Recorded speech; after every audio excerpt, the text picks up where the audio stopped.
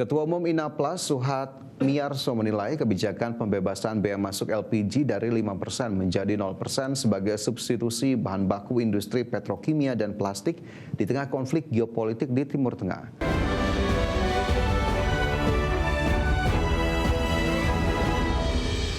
Asosiasi Industri Olefin, Aromatik dan Plastik Indonesia atau Inaplas menyambut baik kebijakan pemerintah yang menurunkan bea masuk LPG dari 5% menjadi 0%. Ketua Umum Inaplas Suhat Miyarso menilai kebijakan pembebasan bea masuk LPG dari 5% menjadi 0% sebagai substitusi bahan baku industri petrokimia dan plastik di tengah konflik geopolitik di Timur Tengah. Langkah ini juga dipandang mampu meningkatkan daya saing bahan baku alternatif di tengah tekanan global. Selain itu, pembebasan bea masuk LPG ini juga sebagai salah satu solusi untuk menekan biaya produksi di tengah mahalnya bahan baku.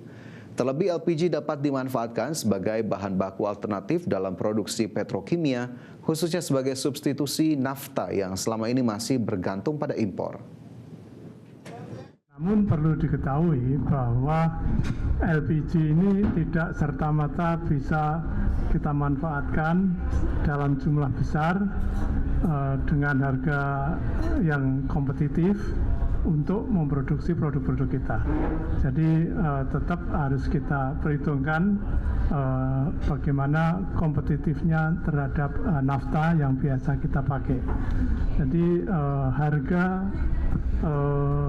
LPG itu biasanya lebih rendah pada saat musim panas di Eropa karena penggunaan LPG akan menurun sehingga harganya juga akan membaik. Kementerian Usaha Mikro Kecil Menengah atau UMKM fokus pada penggunaan alokasi 40% belanja negara dengan pembelian produk UMKM. Salah satunya dengan mempertemukan langsung pengusaha UMKM dengan pemerintah hingga swasta.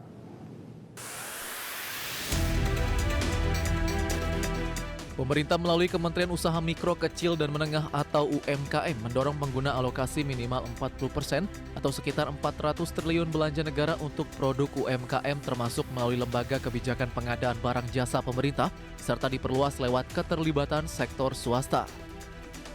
Wakil Menteri UMKM Helvi Muraza menyebutkan salah satu langkah memanfaatkan belanja dengan Gelora Innobuyer B2B2G Expo 2026 dengan mematok target ambisius nilai transaksi sebesar 2,5 triliun.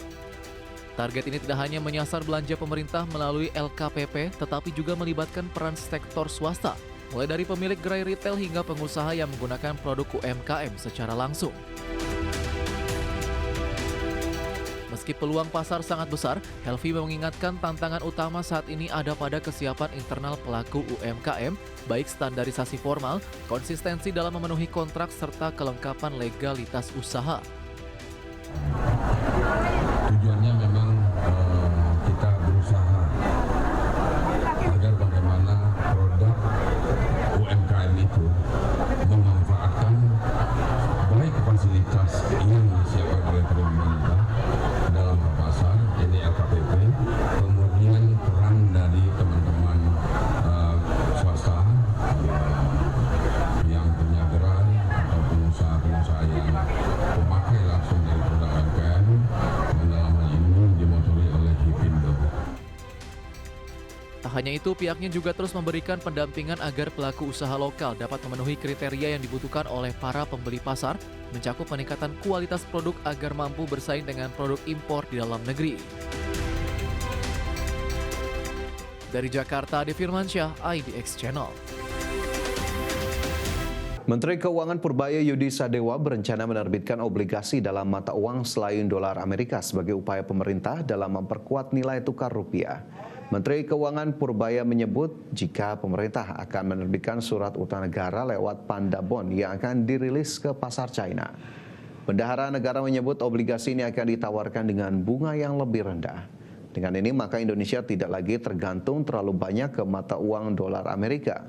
Purbaya juga menyampaikan kalau saat ini prospek ekonomi Indonesia sedang membaik. Ia meminta publik untuk tidak takut dengan gejolak ketidakpastian global yang terjadi saat ini. Memperkuat nilai tukar, kami juga akan menerbitkan bond dalam Panda Bond di Cina dengan bunga yang lebih rendah sehingga kita tidak tergantung terlalu banyak ke dolar lagi. Jadi diversifikasi kita akan lebih baik lagi ke depan. Jadi prospek kita bagus, teman-teman semua nggak usah takut. Tadi Pak Presiden juga bilang sama saya, suruh sampaikan pesan bahwa uang saya cukup, duitnya banyak, jadi Anda nggak usah takut. Terima kasih Pak. Menteri Luar Negeri Tiongkok Wang Yi melakukan pertemuan dengan Menteri Luar Negeri Iran Abbas Araghchi di Beijing pada hari Selasa waktu setempat. Pertemuan ini terjadi di tengah meningkatnya ketegangan di kawasan Teluk setelah Amerika Serikat dan Iran saling melancarkan serangan dalam perebutan kendali atas Selat Hormuz. Sementara itu, kunjungan singkat Araghchi ke Tiongkok berlangsung hanya sepekan sebelum Presiden Amerika Serikat Donald Trump dijadwalkan melakukan lawatan ke Beijing untuk bertemu Presiden Xi Jinping pada 14 hingga 15 Mei mendatang. Sebelumnya, Trump sempat menyatakan Angkatan Laut Amerika akan membantu kapal-kapal komersial melintasi Selat Hormuz, namun operasi tersebut kemudian dihentikan sementara setelah Washington mengklaim adanya kemajuan signifikan menuju kesepakatan komprehensif dengan Teheran. Adapun saat ini Tiongkok tetap mengambil posisi relatif netral dalam konflik yang terjadi, termasuk menentang serangan terhadap kedaulatan Iran serta aktif mendorong upaya mediasi. Bahkan pihak Beijing juga berulang kali menyerukan kepada Amerika dan Iran untuk menjaga gencatan senjata, serta mencabut pembatasan di Selat Hormuz demi menjaga stabilitas perdagangan dan pasokan energi global.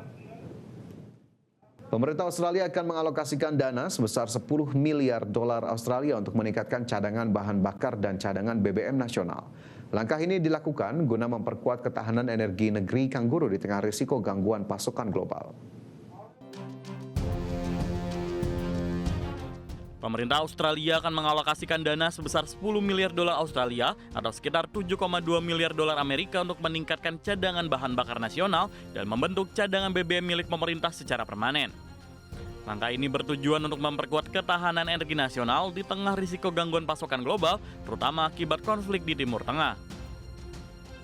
Perdana Menteri Australia Anthony Albanese mengatakan bahwa cadangan baru tersebut ditargetkan mencapai sekitar 1 miliar liter sehingga negeri Kangguru dapat memiliki stok bahan bakar domestik setara minimal 50 hari kebutuhan. Saat ini Australia masih mengimpor sekitar 80% kebutuhan bahan bakarnya setelah mengalami gangguan pasokan di tingkat lokal dalam beberapa bulan terakhir.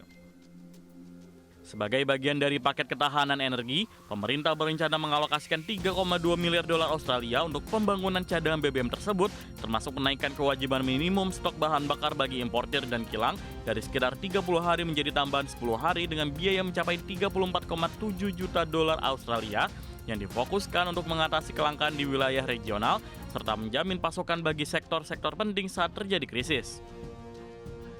Adapun pihak setempat juga menyiapkan dana tambahan sebesar 7,5 miliar dolar Australia untuk meningkatkan stok bahan bakar dan pupuk melalui berbagai skema seperti pinjaman, penyertaan modal, jaminan, asuransi hingga dukungan harga.